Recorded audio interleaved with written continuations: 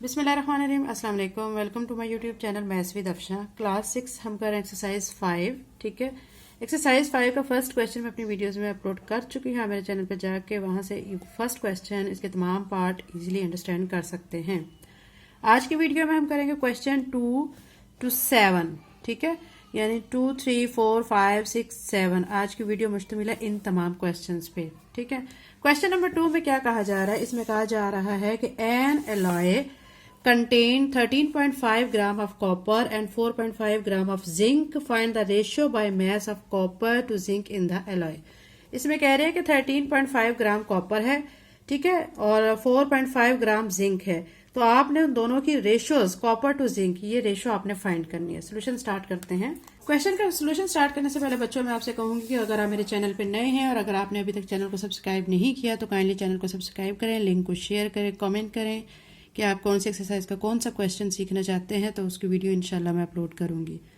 Question 2 का solution start करते हैं।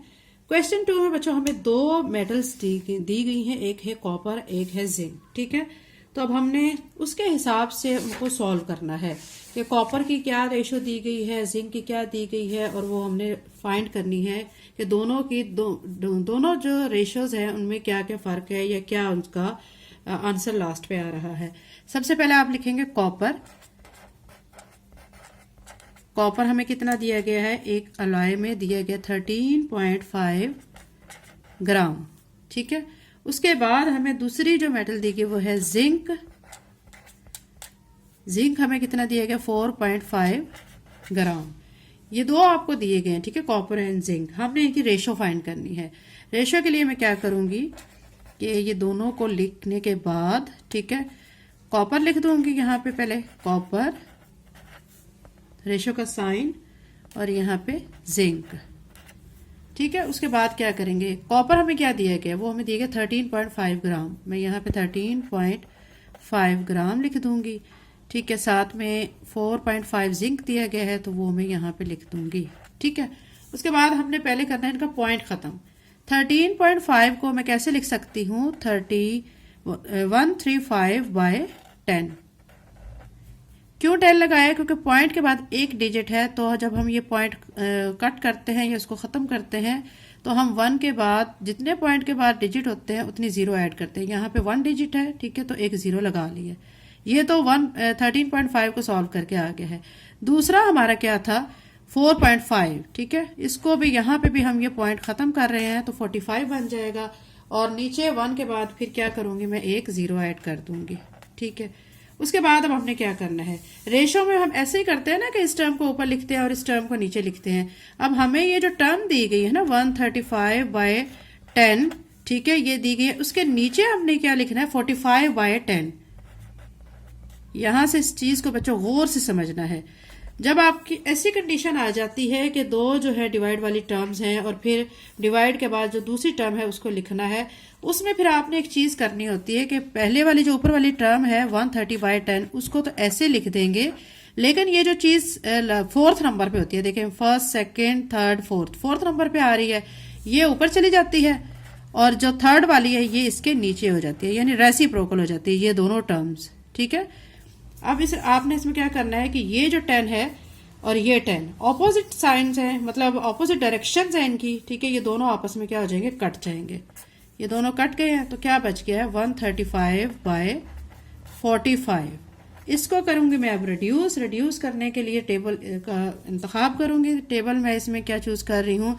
3 का, क्योंकि 3 के टेबल में दोनों इजीली कट जाते हैं। देखें 3 4 ज़ा 12, यहाँ से एक बचेगा, यहाँ लगेगा 5 के सामने तो 15 बन जाएगा। 3 5 ज़ा 15, और यहाँ पे 3 1 ज़ा 3, 3 5 ज़ा 15। तो क्या आया यहाँ पे? 45/15। ठीक है, इसको मजीद मैं रिड्यूस कर सकती हूँ। कैसे करूंगी कि इसको 3 के टेबल पे फिर अगेन कर सकती हूँ। 3 1 ज़ा 3, 3 5 ज़ा 15, और 3 5 ज़ा 15। क्या आ गया है? 15/5। अब ये दोनों ऐसी टर्म्स हैं जो 5 के टेबल पे डिवाइड होती हैं। ठीक है, अब यहाँ पे मैं 5 के टेबल चूज करूंगी। 5 1 ज़ा 5, 5 3 ज़ा 15। तो क्या यहाँ पे आ रहा है हमारा सॉल्व करके? 3/1 आ रहा है। अब इसको रेशो के फॉर्म में मैं लिखूंगी। रेशो के फॉर्म में कैसे लिख दूंगी? 3:1। तो ये हमारा बच्चों क्वेश्चन नंबर 2 का आंसर आ चुका है। अब हमारा क्वेश्चन नंबर 3 है कि Waheeda purchase 8 text books each costing Rs12 and 4 story books each costing Rs9। Find the ratio of amount she spend on 2 types of books. इसमें आपको क्वेश्चन के स्टेटमेंट में बताया जा रहा है कि वहीदा बुक्स खरीदती है, 8 टेक्स्ट बुक खरीदती है, ठीक है। तो 8 टेक्स्ट बुक जो खरीदती है उसमें एक बुक की जो प्राइस है वो 12 रुपीज है, ठीक है। और मतलब 8 खरीद रही है तो एक बुक की प्राइस 12 है, तो 8 की जब खरीदेंगी तो कितनी प्राइस उसको पे करनी पड़ेगी, उसकी 96। 4 स्टोरी बुक्स है, स्टोरी बुक्स 4 है और एक स्टोरी बुक की प्राइस 9 है। तो आपने यहाँ पे टोटल जो 4 स्टोरी बुक्स है, ठीक है, उसको आपने 9 से मल्टीप्लाई करना है। 4 को 9 से करेंगे तो 36 आ जाएगा। इन दोनों की जो रेशो है वो क्या है, यानी text books and story books, उनकी रेशो आपने फाइंड करनी है, ठीक है। सोल्यूशन स्टार्ट करते हैं। क्वेश्चन की बच्चों स्टेटमेंट जब समझ आ जाती है तो इजीली इसका हम सोल्यूशन कर सकते हैं। हम यहाँ पे पहले लिखेंगे text books. Total text book हमारे पास कितनी है, 8, ठीक है। Price of each text book, एक बुक की प्राइस कितनी है दी गई है हमें, एक बुक की प्राइस हमें दी गई है Rs12, ठीक है, Rs12 दी गई है। अब टोटल जो है बुक्स है कितनी है, टोटल बुक्स हमें दी गई है 8। Price of 8 text books, 8 text books की प्राइस क्या होगी, आपने क्या करना है 12 को मल्टीप्लाई कर देना 8 से, तो कितनी आ जाएगी Rs96। ये होगी स्टोरी बुक्स की बात। अब हम टेक्स्ट बुक की, अब हम करेंगे स्टोरी बुक्स, ठीक है। स्टोरी बुक्स कितनी है, आपने लिखना है टोटल स्टोरी बुक्स 4 है, ठीक है, 4 लिख दिया है। Price of each story book, price of each story book, एक स्टोरी बुक की प्राइस हमें कितनी दी गई है 9, Rs9, ठीक है। उसके बाद हमने 4 स्टोरीज बुक हैं, उसकी हमें प्राइस फाइंड करनी है। तो अब क्या करेंगे कि हम यहाँ पे लिख लेंगे प्राइस ऑफ 4 स्टोरी बुक्स, ठीक है। 4 स्टोरी बुक्स है, उनकी प्राइस फाइंड करेंगे तो हम क्या करेंगे 4 मल्टीप्लाई बाय 9, तो कितनी आ गई है 36, ठीक है, 36 रुपीस आ गई है। अब हम क्या करेंगे रेशो फाइंड करेंगे। तो हम एक साइड पे लिख लेते हैं टेक्स्ट बुक्स और रेशो का साइन, दूसरी साइड पे स्टोरी बुक्स, क्योंकि हम रेशो में कंपेयर कर रहे होते हैं, दो चीजों को कंपेयर कर रहे होते हैं, ठीक है। अब टेक्स्ट बुक्स जो है हमने इसकी जो प्राइस फाइंड की थी, कितनी फाइंड की थी, यहाँ पे देखिए बच्चों 96, मैं 96 को लिखूंगी, रेशो का साइन, स्टोरी बुक्स कितनी फाइंड की है 36 टोटल। तो अब इसकी रेशो निकालते हैं। तो रेशो में क्या करना है, पहले स्टेप में क्या करना होता है 96 आपने ऊपर करना है, लिखना है, 36 नीचे लिख देना, डिनोमिनेटर में आ जाता है, ठीक है। अब इसकी करेंगे कटिंग। 2 के टेबल में 2 1 ज़ा 2, एक बच जाएगा, इधर लगेगा 16 बनेगा, 2 8 ज़ा 16, 2 4 ज़ा 8, 1 बचा वो यहाँ पे इसके सामने लगा 16 बना, 2 8 ज़ा 16, 48/18 आया है। अब इसको मजीद हम 2 के टेबल पे इसको कट कर सकते हैं। 2 9 ज़ा 18, 2 2 ज़ा 4, 2 4 ज़ा 8, 24/9। अब ये दोनों जो हैं 3 के टेबल पे इनकी कटिंग हो सकती है। 3 3 ज़ा 9, 3 8 ज़ा 24, 8/3। अब ये दो जो नंबर्स ऐसे आ गए हैं, ये सेम टेबल पे इनकी कटिंग नहीं हो सकती, ठीक है। जब कटिंग नहीं हो सकती, मजीद रिड्यूस नहीं हो सकते, तो फिर हम उसको आंसर की फॉर्म में लिख देते हैं। 8/3 को मैं कैसे रेशो में लिख दूंगी, 8:3। यही बच्चों हमारा क्वेश्चन नंबर 3 का आंसर है। एक्सरसाइज 5 का क्वेश्चन नंबर 4 है। Mister Bilal has monthly income of Rs7200 and expenditure of 6300 per month. Find the ratio of his saving to his income. यानी कह रहे हैं कि बिलाल की जो मंथली इनकम है 7200 रुपये है और उसके जो अखराजात हैं वो 6300 रुपये हैं पर मंथ, यानी हर महीने। तो रेशो आपने फाइंड करनी है कि उसकी सेविंग और उसकी इनकम में क्या रेशो है, ये आपने फाइंड करनी है। सोल्यूशन स्टार्ट करते हैं। बहुत इजी क्वेश्चन है बच्चों ये। आपने क्या करना है कि इसमें लिख देना है इनकम। इनकम कितनी है टोटल, वो है 72 100, ठीक है। फिर उसके बाद अखराजात मतलब एक्सपेंडिचर, वो कितने के इसके हो रहे हैं मंथली 6300, ठीक है। अब सेविंग आपने निकालनी है। सेविंग कैसे निकालेंगे कि इन दोनों जो टर्म्स हैं, जो दोनों नंबर हैं, उनको आपस में माइनस करेंगे। इनकम को 7200 माइनस 6300, यानी जो उसकी टोटल इनकम है, जो उसके अखराजात हैं, उन दोनों को आपस में माइनस करेंगे तो आपकी जो सेविंग है वो इसकी क्वेश्चन की निकल आएगी, ठीक है।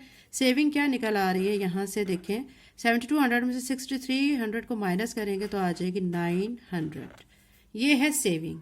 अब आपने फाइंड करनी है रेशो। किस में फाइंड करनी है? इनकम और सेविंग में। मैं यहाँ पे लिख रही हूँ सेविंग रेशो इनकम,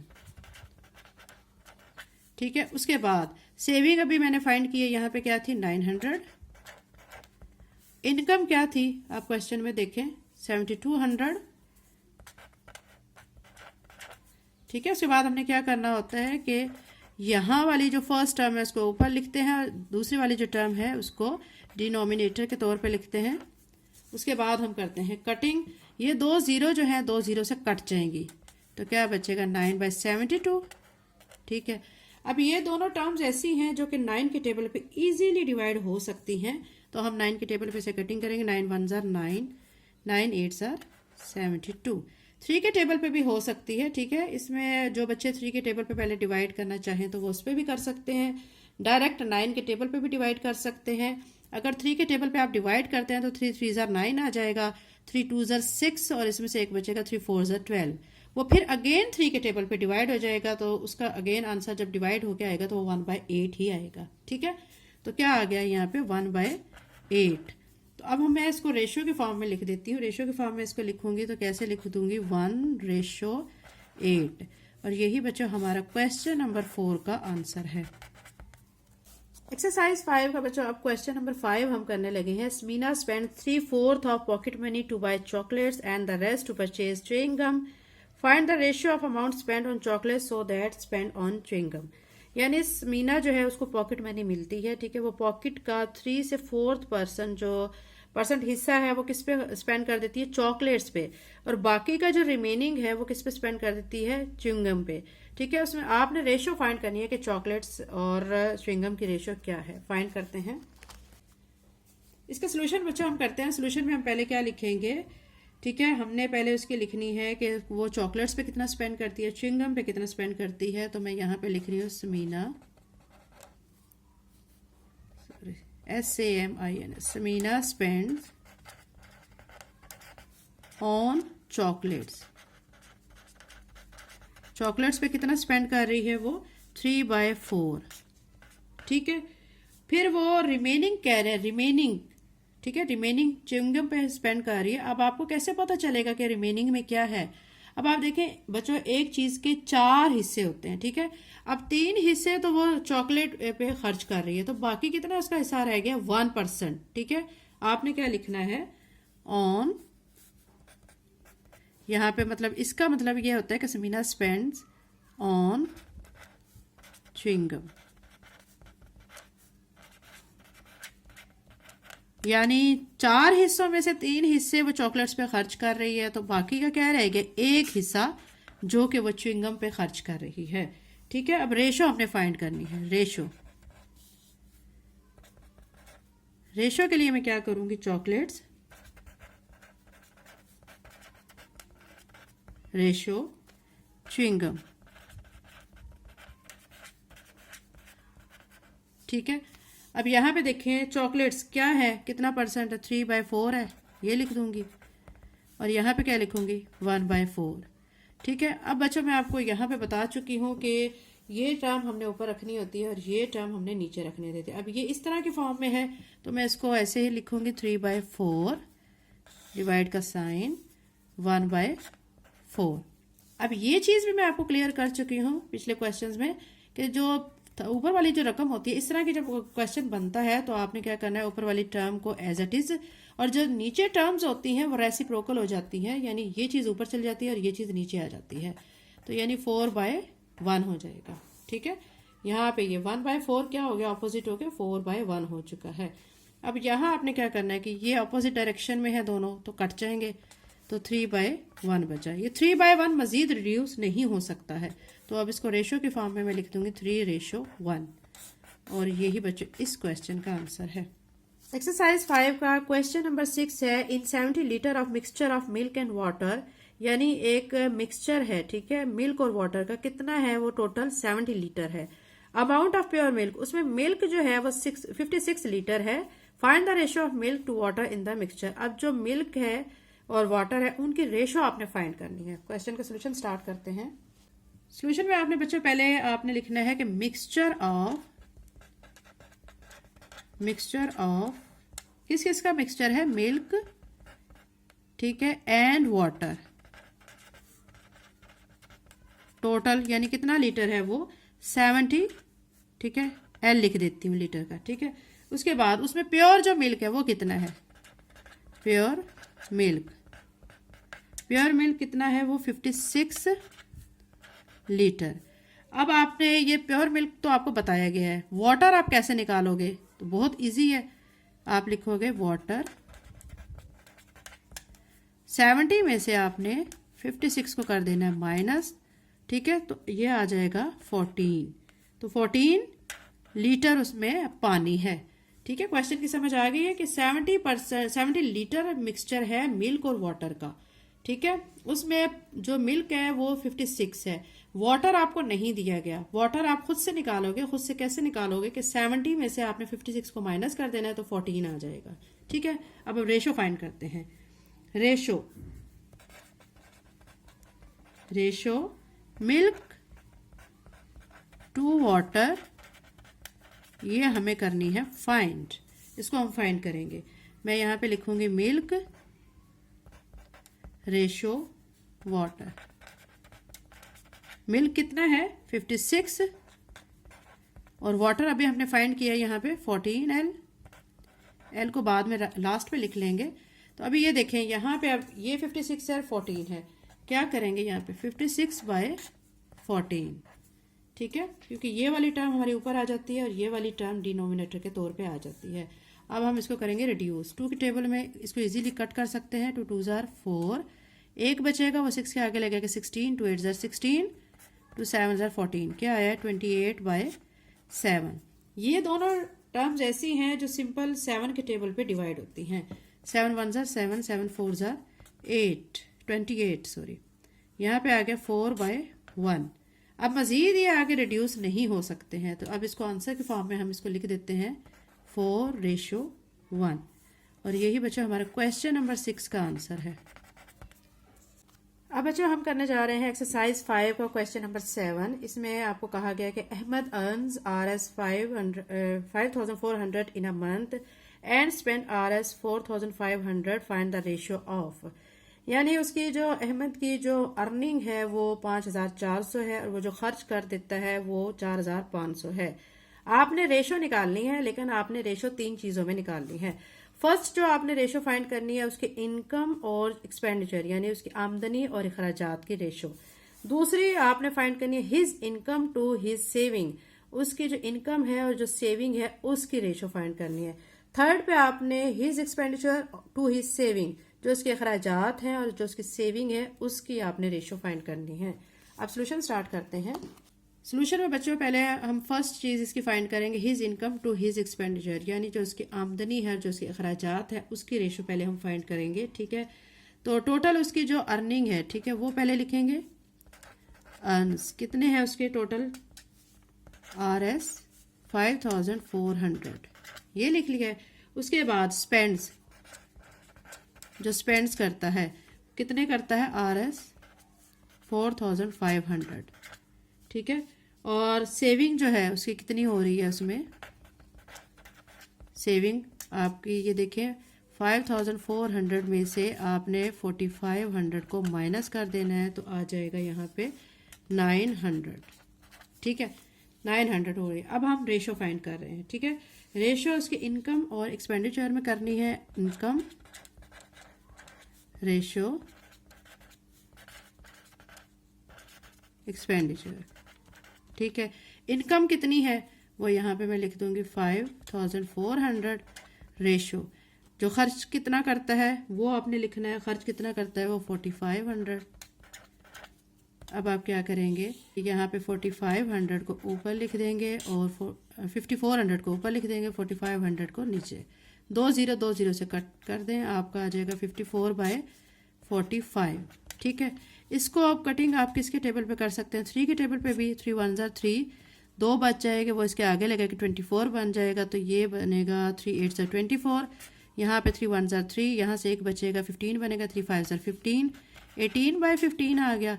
फिर मजीद ये 3 के टेबल पे कट सकते हैं, 3 5 15, 3 6 18, तो क्या आया है यहाँ पे 6/5। अब 6/5 को रेशो के फॉर्म में मैं कैसे लिख दूंगी, 6/5। ये हमारा जो फर्स्ट पार्ट का आंसर आ गया, क्वेश्चन नंबर 7 के फर्स्ट पार्ट का आंसर 6/5 आ गया है। अब इसका सेकंड पार्ट है, सेकंड पार्ट में उन्होंने इनकम और सेविंग की रेशो फाइंड करने को कहा है। तो मैं यहाँ पे पहले लिखूंगी इनकम रेशो सेविंग। इनकम कितनी है 5400, सेविंग कितनी है 900। फिर आपने क्या करना है कि 5400 को ऊपर लिखना है, 900 को नीचे लिखना है। कटिंग करनी है, 2 0 से कट करें, 54/9 आ जाएगा। अब आप इसको 3 पे कटिंग इसकी कर सकते हैं, 3 3 9, 3 1 3, 3 8 24, 18/3 आया है। इसको मजीद आप 3 के टेबल पे कर सकते हैं, 3 1 3, 3 6 18, तो 6/1 आया है। अब 6/1 को आप मजीद किसी के टेबल पे नहीं डिवाइड कर सकते हैं, तो हम इसको अब रेशो के फॉर्म में लिख देंगे। तो रेशो के फॉर्म में मैं इसको लिखूंगी 6/1, और यही हमारा क्वेश्चन नंबर 7 का सेकेंड पार्ट का आंसर है। क्वेश्चन नंबर 7 का जो थर्ड पार्ट है उसमें कहा गया his expenditure to his saving. आपने रेशो ही फाइंड करनी है, लेकिन आप किस किस के दरमियान करनी है, उसके अखराजात और उसकी सेविंग के दरमियान में आपने रेशो फाइंड करनी है। तो मैं पहले यहाँ पे लिख लूंगी एक्सपेंडिचर रेशो सेविंग। ठीक है, अखराजात उसके कितने हैं, ठीक है, वो आपने बताने हैं, वो आपको दिए गए हैं 4500। रेशो सेविंग कितनी हो रही है 900। फिर क्या करेंगे कि 4500 को ऊपर लिख देंगे, 900 को नीचे लिखेंगे। ठीक है, 2 0 से कट कर दें तो 45/9 आ जाएगा। अब ये 3 के टेबल में इनकी कटिंग हो जाएगी, 3 3 9, 3 1 3, 3 5 15, 15/3। फिर ये 3 के टेबल पर कट जाएंगे, 3 1 3, 3 5 15, तो कटिंग होने के बाद 5/1 आया है।